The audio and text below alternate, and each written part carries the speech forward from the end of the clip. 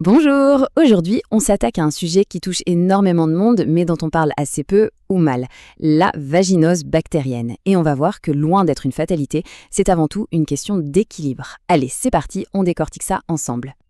Alors, si ce sujet résonne un peu, sachez qu'on est loin, très loin d'être un cas isolé. L'Organisation mondiale de la santé estime qu'entre 15 et 20% des femmes sont concernées. C'est donc une expérience beaucoup plus commune qu'on pourrait le croire. Ok, alors comment on va aborder tout ça? Voici notre feuille de route. D'abord, on va comprendre ce qu'est ce fameux déséquilibre. Puis, on verra comment repérer les causes et les signes. Ensuite, on plongera dans le rôle super important des probiotiques avec un petit guide pratique pour bien les choisir. On enchaînera avec des stratégies pour éviter que ça revienne et on terminera en répondant aux questions les plus fréquentes. On commence par le point le plus important, la base de tout. On entend souvent le mot infection, mais en réalité, c'est un peu un raccourci. La vaginose bactérienne, ce n'est pas quelque chose qu'on attrape, c'est d'abord et avant tout un déséquilibre qui vient de l'intérieur.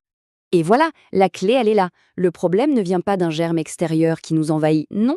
Le problème vient de notre propre écosystème intime qui est perturbé. En gros, certaines bactéries qui sont là normalement en petite quantité se mettent soudainement à proliférer et à prendre le dessus. J'adore cette phrase, elle résume tout. Il faut vraiment voir ce microbiote comme notre propre système de défense. Quand tout va bien, il est peuplé majoritairement par de bonnes bactéries, les lactobacilles. Et leur super pouvoir, c'est de produire de l'acide lactique. Ça maintient un pH acide et ça crée une sorte de bouclier naturel.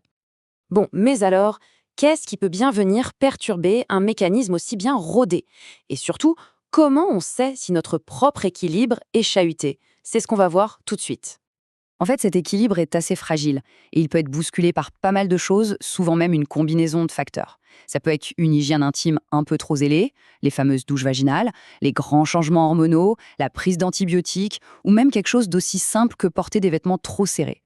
Heureusement, le corps envoie des signaux assez clairs pour nous alerter. Des pertes qui n'ont pas leur aspect habituel, une odeur très caractéristique, parfois des démangeaisons. Voilà, ça, ce sont des petites lumières rouges qui devraient encourager à consulter pour avoir un diagnostic précis. Ok, le problème est identifié. Maintenant, on fait quoi?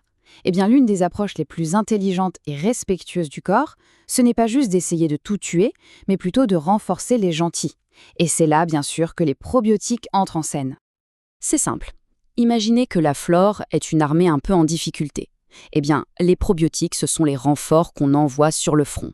Ce sont des souches de bonnes bactéries qui viennent prêter main forte à celles qui sont déjà là pour les aider à reprendre le contrôle et à remettre de l'ordre.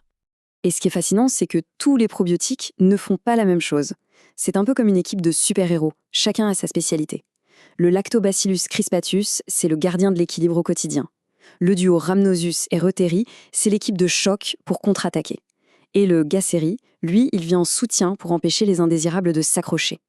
D'accord, mais alors, quand on se retrouve devant le rayon en pharmacie avec des dizaines de boîtes, comment on s'y retrouve? Pour faire le bon choix, il faut savoir décrypter un peu les étiquettes. Allez, voici un petit guide pour y voir plus clair. En gros, il y a 4 points super importants à vérifier. 1. La précision des souches. Il faut que le nom complet soit écrit. 2. Le dosage. On vise entre 5 et 10 milliards d'UFC par jour. 3. La forme. Pour la voie orale, il faut des gélules gastro-résistantes, sinon les bactéries se font détruire par l'estomac. Et 4. La qualité globale. On fuit les produits pleins d'additifs inutiles. Les probiotiques, c'est un outil génial. Mais pour être tranquille sur le long terme, il faut aussi prendre soin du terrain, comme on dit. La prévention, ça passe par une approche beaucoup plus globale, en nourrissant notre écosystème de l'intérieur. On ne le sait peut-être pas toujours, mais la santé de notre intestin est directement connectée à notre santé intime. Donc, en nourrissant les bonnes bactéries de notre système digestif avec des aliments riches en prébiotiques comme l'ail ou les poireaux, et en probiotiques comme les yaourts ou le kéfir, on renforce en fait toutes nos défenses. Et puis, il y a des gestes tout simples au quotidien qui peuvent vraiment tout changer. Préférez le coton, utilisez un savon doux juste à l'extérieur, et surtout, on oublie les douches vaginales. Ces petites habitudes protègent l'équilibre naturel et rendent les probiotiques encore plus efficaces. Allez, pour finir, on veut répondre à quelques-unes des questions qui reviennent tout le temps quand on commence à s'intéresser aux probiotiques pour la santé intime. Ah, la question que tout le monde se pose. Ok, c'est bien beau tout ça, mais ça marche au bout de combien de temps?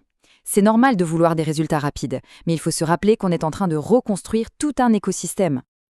Alors, on peut souvent sentir un premier soulagement assez vite, en 1 ou 2 semaines.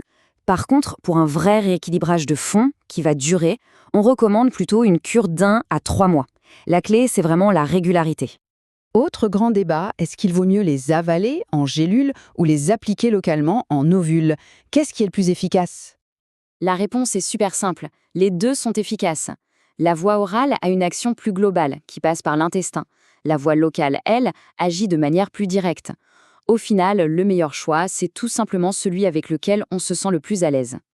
Et la question qui revient souvent, si on doit prendre des antibiotiques, on sait que c'est un peu un bulldozer pour la flore. Est-ce que ça a un sens de prendre des probiotiques en même temps?